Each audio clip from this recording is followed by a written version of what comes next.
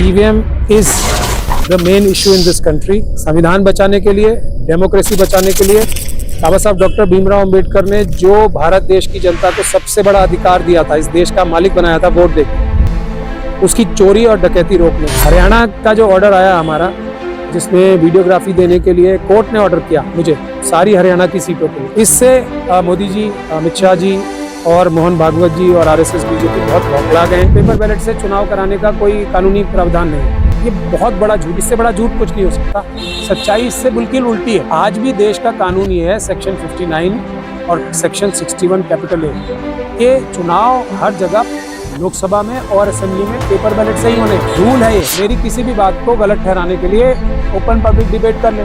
पहली चीज, कानूनी तरीका पेपर बैलेट है। दूसरी चीज, जल्दी चुनाव पेपर बैलेट से होते हैं। तीसरी चीज, ज्यादा सुरक्षित चुनाव पेपर बैलेट से होते हैं। चौथी चीज, सस्ते चुनाव पेपर बैलेट से होते हैं। कोई ईमानदारी से चुनाव अगर जनता के वोटों से जीतना चाहेगा तो उसको क्या परेशानी है। तो आज की तारीख में नरेंद्र मोदी जी जनता के पीएम नहीं, वो ईवीएम के पीएम। बीजेपी के सारे सीएम जनता के सीएम नहीं, ईवीएम के सीएम। कर्नाटक में तो कांग्रेस की गवर्नमेंट है, लेकिन यहाँ भी राहुल जी, सोनिया जी, खड़गे जी and Priyanka Gandhi ji has to understand very clearly, unless they remove their sleeper cells, the sleeper cells of RSS from within the Congress, they are going for a big disaster in future coming times. Future paper ballot है, paper ballot से फिर भी चुनाव होना है, EVM को ban होना ही है और उसको दुनिया की कोई ताकत रोक नहीं सकती, क्योंकि जनता की आवाज है और जनता के आगे सबको झुकना है। सबसे पहली बात तो मैं यही कहना चाहूँगा कि कर्नाटक में तो कांग्रेस की गवर्नमेंट है, लेकिन यहाँ भी बहुत सारे एलिमेंट्स ऐसे हैं इस कांग्रेस की गवर्नमेंट में भी, जो आज आप लोगों ने अंदर देखा, उसको इंश्योर कराने के लिए कांग्रेस के लोगों ने ही ये सबुटैच किया। राहुल जी, सोनिया जी, खड़गे जी and Priyanka Gandhi ji has to understand very clearly, unless they remove their sleeper cells, the sleeper cells of RSS from within the Congress, they are going for a big disaster in future coming times, because EVM is the main issue in this country. To save the constitution, you have to remove EVM. To save democracy, you have to remove EVM. To save the people's vote, you have to remove EVM. And the sleeper cells, agents of RSS in opposition political parties, is the biggest hurdle between us and the paper ballot. आज भी हालांकि कर्नाटक में कांग्रेस की सरकार है, लेकिन आपने अंदर देखा, और ये वो लोग हैं जो कांग्रेस की इस गवर्नमेंट में, और ये सिद्धारमैया साहब को भी सोचना चाहिए, राहुल जी को, सोनिया जी को, प्रियंका जी और खड़गे साहब को तो सोचना ही चाहिए कि यहाँ भी कांग्रेस की गवर्नमेंट होते हुए, और कांग्रेस की गवर्नमेंट ऑफ कोर्स यहाँ पे प्रेस का डिपार्टमेंट भी है, जिस तरीके से आरएसएस स्पॉन्सर्ड प्रेस क्लब के मेंबर्स ने यहाँ आज बदतमीजी की है, उससे साफ जाहिर होता है कि सिद्धारमैया साहब को भी अपनी कांग्रेस के अंदर बहुत ध्यान से देखना चाहिए कितने आरएसएस के एजेंट घुसे हुए हैं, जो कि प्रेस में भी इन्फिल्ट्रेट कर रहे हैं। अगर वो यहाँ की प्रेस को ही मजबूत नहीं कर पा रहे तो देश की प्रेस को क्या मजबूत करेंगे, पहली बात। दूसरी बात, ईवीएम सबसे सब्सटैंशियल और मेन इशू है। संविधान बचाने के लिए, डेमोक्रेसी बचाने के लिए बाबा साहब डॉक्टर भीमराव अंबेडकर ने जो भारत देश की जनता को सबसे बड़ा अधिकार दिया था, इस देश का मालिक बनाया था वोट देके, उसकी चोरी और डकैती रोकने के लिए। तो अब हमारा आंदोलन जो है, सिविल सोसाइटी का जो आंदोलन है, बहुत आगे तक बढ़ चुका है।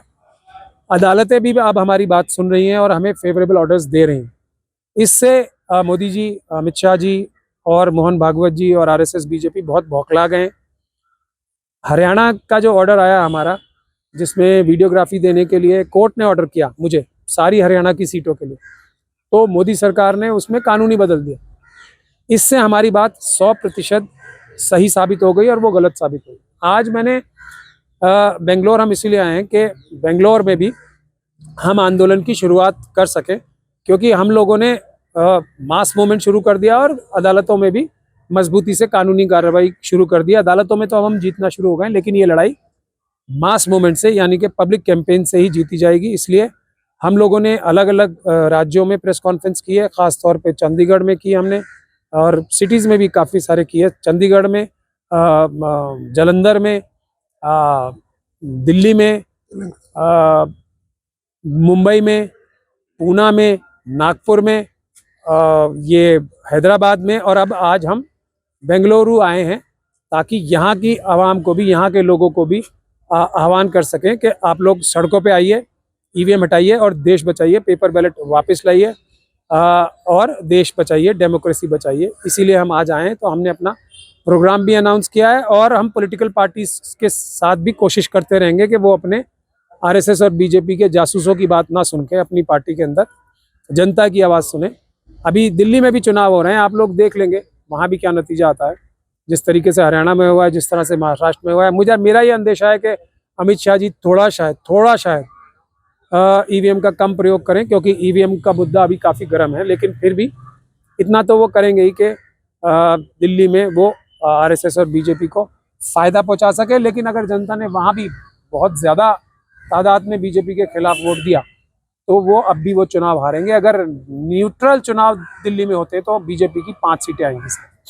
प्राचार्य साहब, जैसे कि आपने कहा कि आपका जो आंदोलन है कोर्ट्स और पब्लिक जो है सपोर्ट में है, लेकिन election commission of India interest में नहीं दिखाई देती है और बैलेट ऑप्शन जो है किसी को चूज करने का जो है ऑप्शन नहीं है, क्योंकि ईवीएम में हो सकता है कि थोड़ी बेहतरी आ जाए, सिक्योरिटी में थोड़ी बेहतरी आ जाए, लेकिन बैलेट का ऑप्शन किस तरीके से पॉसिबल हो सकता है फ्यूचर? देखिए, इलेक्शन कमीशन अपनी ड्यूटी नहीं कर रहा है और उन्होंने ये साफ दिखा दिया कि हम लोग कुछ ना कुछ बेईमानी कर रहे हैं, नहीं तो वीडियोग्राफी दे देते। अब वीडियोग्राफी हमने कौन सी मांगी है? जो अदालतों ने ऑर्डर की हुई है। मैंने अपने आप तो मांगी नहीं है उनसे। अदालत के ऑर्डर के बावजूद भी कोई दिखाना क्यों नहीं चाहेगा चुनाव कैसे हुआ है, क्या ईमानदारी से हुआ है या बेईमानी से हुआ? कौन छुपाना चाहेगा? पहली बात तो ये। लेकिन कर्नाटक के लोगों को भी मेरा बताना ये फर्ज है कि ये बहुत बड़ी गलतफहमी और झूठ लोगों ने फैला रखा है कि पेपर बैलेट से चुनाव कराने का कोई कानूनी प्रावधान नहीं है। ये बहुत बड़ा झूठ, इससे बड़ा झूठ कुछ नहीं हो सकता। सच्चाई इससे बिल्कुल उल्टी है। आज भी देश का कानून ये है, सेक्शन 59 और सेक्शन 61 कैपिटल ए के चुनाव हर जगह लोकसभा में और असेंबली में पेपर बैलेट से ही होने हैं। रूल है ये। एक्सेप्शन इसकी क्या है कि जहां जहां चुनाव आयोग ये सोचेगा असेंबली और पार्लियामेंट में कि किसी एक कॉन्स्टिट्यूंसी में पेपर बैलेट से चुनाव नहीं हो सकता, तो उसके रीजंस बता के ऑर्डर निकालेगा कि यहाँ हम मशीनों से चुनाव कराना चाहते हैं क्योंकि पेपर बैलेट से चुनाव नहीं हो सकता। ये कानून है। लेकिन पूरे देश की आंखों पे एक पर्दा डालने के लिए झूठ बोला जाता है। दूसरी बात, किसी भी देश की अदालत ने आज तक भी ऐसा ऑर्डर नहीं किया है कि पेपर बैलेट से चुनाव नहीं कराने। किसी भी देश की अदालत ने आज तक, जबकि बहुत सारे लोग जाके केसेस हारे हैं, और मुझे ऐसा शक है और मेरा यकीन भी है कि बहुत सारे लोग तो जानबूझ के सुप्रीम कोर्ट जाते हैं ताकि केस हार जाएं और हम लोगों के रास्ते में रुकावट बने, तब भी एक भी सुप्रीम कोर्ट या हाई कोर्ट ने आज तक ये नहीं बोला कि चुनाव सिर्फ ईवीएम के माध्यम से ही हों, एक भी। तीसरी बात, जो कुछ जजमेंट्स आई भी हैं वो इसलिए आई हैं कि वो केसेस ठीक से नहीं लड़े गए। अब हम जब ठीक से केस लड़ रहे हैं तो हम जीत रहे हैं। मार्कंडवाड़ी विलेज ने तो अब ये साबित कर दिया ना 100% कि ये बेईमानी ही हो रही है। अभी जो उत्तम राव जानकर साहब हैं, जो मार्कंडवाड़ी को रिप्रेजेंट करते हैं, एमएलए जीते हुए हैं। चुनाव आयोग ये कहता था ना, और मोदी जी भी कहते हैं, जो जीत जाता है उसे ईवीएम अच्छी लगने लगती है और जो हार जाता है उसे बुरी लगने लगती है। तो उत्तम राव जानकर, जो मार्कंडवाड़ी क्षेत्र को रिप्रेजेंट करने वाले जीते हुए एमएलए हैं, उन्होंने 1.5 लाख से ज़्यादा एफिडेविट्स तैयार किए हैं और हमने जाके अभी 24-23 तारीख को इलेक्शन कमीशन में सबमिट भी किए हैं। उन्होंने क्या कहा है कि मेरा ये रहा इस्तीफा, आप मेरा इस्तीफा मंजूर करो, शर्त मेरी सिर्फ इतनी है कि मेरा इलेक्शन पेपर बैलेट से कराओ दोबारा, मैं 1 लाख से भी ज़्यादा वोटों से जीत के आऊँगा या 1.5 लाख से भी ज़्यादा जीत के आऊँगा। तो इलेक्शन कमीशन का हर झूठ हमने बेनकाब कर दिया है। चोरी तो बैलेट की भी हुई है?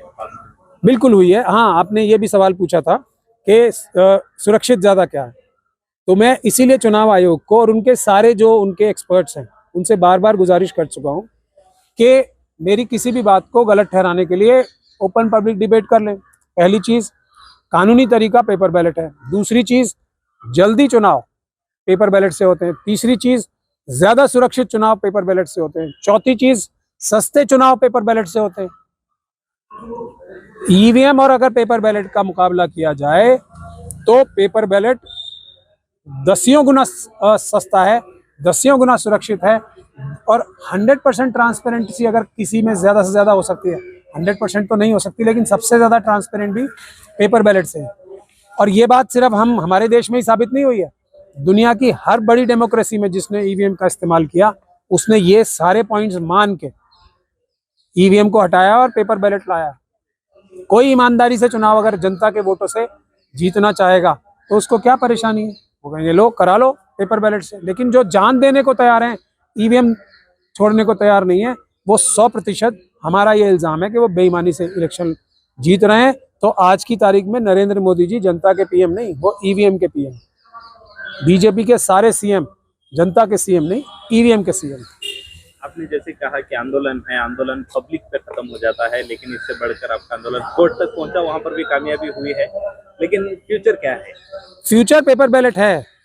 अब इसमें दो चीजें हैं, अगर पॉलिटिकल पार्टीज अपने अंदर जो आरएसएस के एजेंट्स उनको गुमराह कर रहे हैं, उसकी टॉप लीडरशिप, वो उनको साइडलाइन कर दें। और हम ये नहीं कह रहे कि उनको उनके जो मलाईदार पदों पे बैठे हैं, जो वो ये सारे आरएसएस के एजेंट जो पॉलिटिकल पार्टीज में भी है, सब करप्ट है, सब पैसे भी चुरा रहे हैं, उनके भी सबूत मेरे पास हैं। हम ये भी नहीं कह रहे कि आप उनकी पैसे की दुकान बंद करा दें, हम सिर्फ टॉप लीडरशिप से, अपोजिशन पॉलिटिकल पार्टी से सिर्फ इतना कह रहे हैं कि ईवीएम पे उनकी बात सुनना बंद कर दो, बाकी किसी पे हम कह ही नहीं रहे। तो अगर पॉलिटिकल पार्टीज हमारे साथ आ गई तो हम ये बिहार का चुनाव ही 100% हम पेपर बैलेट से कराने में कामयाब हो जाएंगे, वरना बहुत जल्दी जनता ही सड़कों पे आ जाएगी।